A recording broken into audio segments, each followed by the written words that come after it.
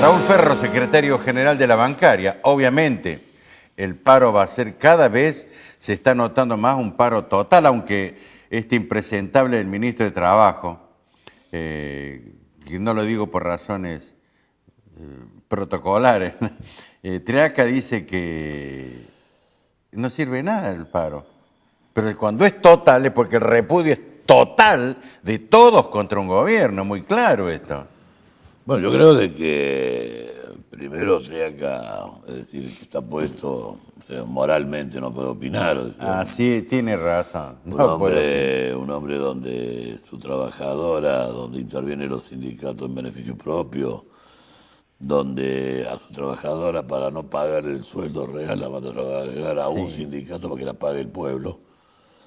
Es decir, y no solamente esto, la intervención de lo que es el sindicato del caucho, donde se ha visto de que por capacitación arriba de 1.250 millones de pesos. Es decir, y el sindicato del caucho es prácticamente en una intervención solapada, donde la nueva conducción no la dejan asumir, sino dejan los viejos viciosos que subieron el avioncito que se fueron a Europa. Es cierto eso, Raúl. Entonces, en esto, claro, viendo un poco el perfil de lo que estamos hablando, de un... Bueno, es tan inmoral como el padre, ¿no? Sí, el padre fue terrible, es decir, acá nadie se olvida de la historia, o sea, tenía un aras. El padre tenía uno de los aras más grandes de América Latina y de Europa, es decir, a caballo de carrera, fue el primer sindicalista que se afilió a la sociedad rural. Epa. Es decir, fue el primer afiliado, es decir, a la sociedad rural. ¿Toda una novedad? Sí, fue el primer gremialista que entró, o sea, era la época de los muchachos de los free shop, le decíamos nosotros. Compraban corbatas caras y después decían que eran en el free shop de los aeropuertos, decían de seda en la época de Menem. Bueno, fue toda una historia. Yo creo que la medida de fuerza hoy, para decírtela así, responde a una necesidad de que ya no se puede ocultar más. Claro, es decir, claro. acá cambiamos las palabras, hablamos de turbulencia, hablamos de volatilidad, hablamos de superhéroe, o sea, que hay un superhéroe que nació en Argentina nuevo, es decir, que vino a frenar el dólar, es decir, que es Caputo, es decir, que ponen los titulares de los medios, ponen Caputo frenó el dólar, Sí, o sea, es como una cosa 7 centavos. Que es un superhéroe, pero fue de 16, fue a 29 y bajó 10 centavos, sí, es cierto. Sí. Muchos medios dicen eso, sí. Pero lo que no dicen, que Caputo hizo el gran negocio con el dólar. Así es. Porque mientras Caputo va frenando los 7 centavos, hubo una corrida donde el peso se devaluó, es decir, el peso lleva más o menos el 93% de devaluación, es decir, desde los últimos 2 años de gestión. En el medio de todo esto alguien se llevó la plata, es decir, porque esto la gente cree, o hacen creer al televidente común, por eso le quiero hablar a ellos y decirte esto, si la gente cree que hay equivocación, no hay equivocación, este es un plan para saquear a la Argentina. Una Argentina sin deuda, pagada al Fondo Monetario, decía había que fabricar una crisis.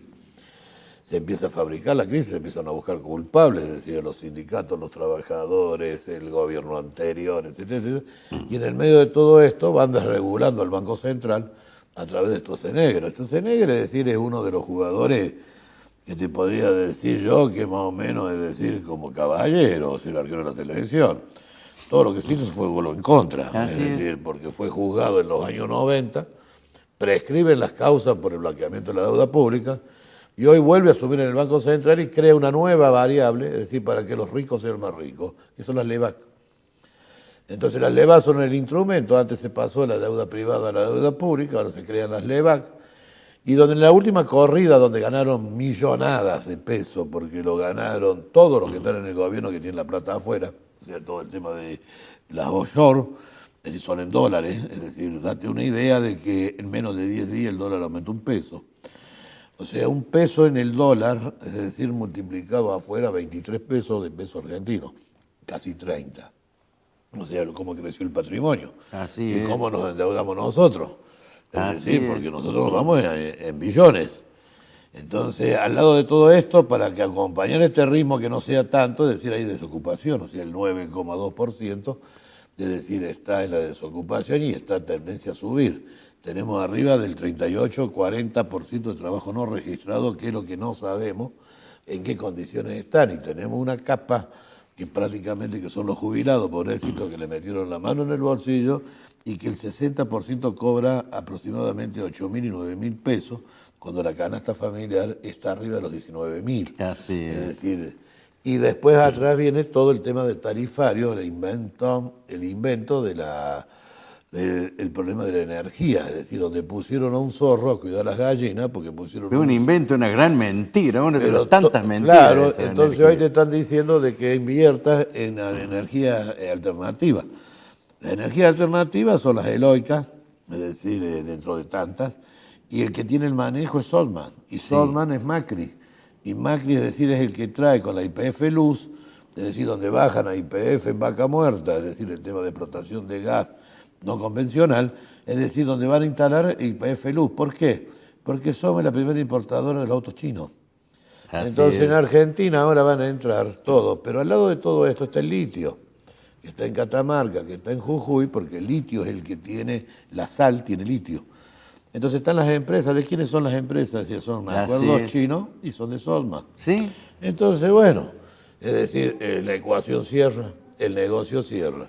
Frente a esto, hemos reaccionado los trabajadores lentamente, porque indudablemente que celebro que el paro se haga y celebro que sea sin presencia, para que quede un día cerrado totalmente para iniciar el plan de lucha. Yo creo que esto no termina con el paro, como dice el ministro, porque el paro va a decir que este es el número de silencios que no van a estar reflejados en las urnas.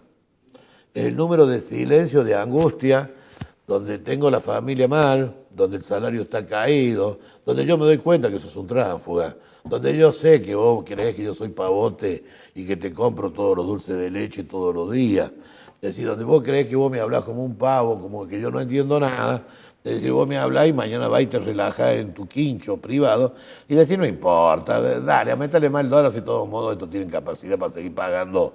Es decir, no hay problema. Y mientras Durán Barba sigue maquillando la historia. Entonces este paro va a reflejar esto, va a reflejar, es decir, que no somos pavos, que estamos dispuestos a levantarnos, que estamos dispuestos a pelear, que estamos dispuestos a discutir nuestro futuro. Porque ya nosotros, es decir, estamos en el nivel del futuro, digamos, muy cerca de la última etapa, y tenemos los nietos, los sobrinos, los hijos, es decir, que son los que tienen que estar con un laburo estable, con un laburo digno. Entonces yo creo de que esta es la gran discusión. Entonces el paro, que no lo miren tan livianamente, que no es que pasa al otro día.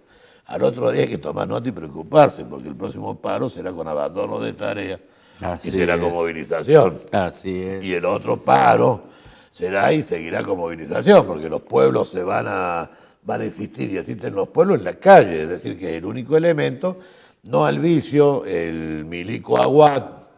Es decir, va a derogar la ley de Alfonsín. ¡Qué vergüenza! Para meter a las Fuerzas Armadas a trabajar adentro. ¡Qué vergüenza! ¿Por qué si estás gobernando? Y mientras tanto bien? Ya la Burgia ha comprado a Israel 100 millones de dólares en Unimog, en armas para golpear, matar y perseguir a nuestros trabajadores.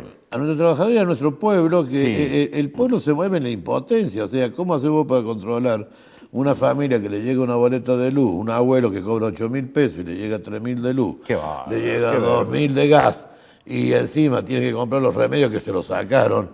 Es decir, pobre abuelo, decía, de frente a la impotencia, ¿qué hace un hijo?